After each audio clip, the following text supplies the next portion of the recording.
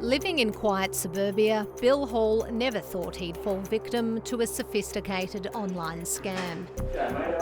Good, how are you? An invoice from his builder was intercepted and resent with new payment details.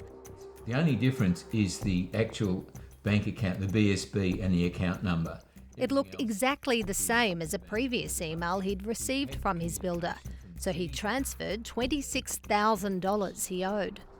There's clearly a failure in the bank system where they don't check names and numbers on accounts. This is the invoice that had been intercepted. It took his bank 3 weeks to tell him he'd been scammed, and the retiree only got $6,000 back. He's got no idea who owns the fraudulent account he lost his money to. It appears the banks and the complaints watchdog don't either. It's really disappointing, and the banks don't have a great reputation anyway, and it just confirms it. They're just not interested. Australians lost more than $2 billion in scams last year. The biggest losses were in investment scams, payment redirection cons and romance fraud. Consumer advocates are calling for banks to be forced to refund victims. They will then have that incentive to fix their systems and improve the technology that exists in the payment system. Our plan involves establishing an anti-scam centre. It involves putting in place tough new codes of practice in telecommunications, in banking and with the social media platforms as well. The ACCC estimates if banks checked online transfers went to correct accounts, fraud losses would be reduced by $420 million a year.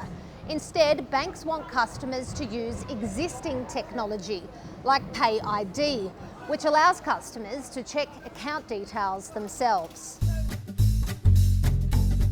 The UK is also moving to mandate fraud refunds for bank customers, something TSB Bank over there is already doing. We've been able to refund 98% of customer fraud claims in the last 12 months, and that's versus an industry average of just under half.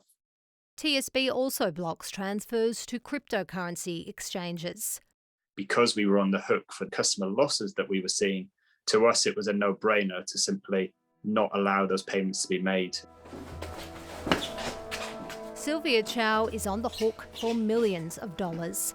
Instead of looking forward to retirement, she's getting ready to sell her family home. In 2019, she put the cash into an online investment scam. Quite often people will say, come on, I'm not so stupid. I know what I'm doing. And that's the biggest dangers. Sylvia's lost her savings, money from her family and friends, and cash from refinancing 3 properties. She's angry that NAB, which is subject to anti-money laundering laws, did not send her a letter to warn her until the money was gone.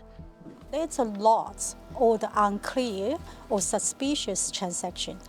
The scammer, they are proactive, but not our bank, our authorities. That's something need to change. A change advocates argue is long overdue.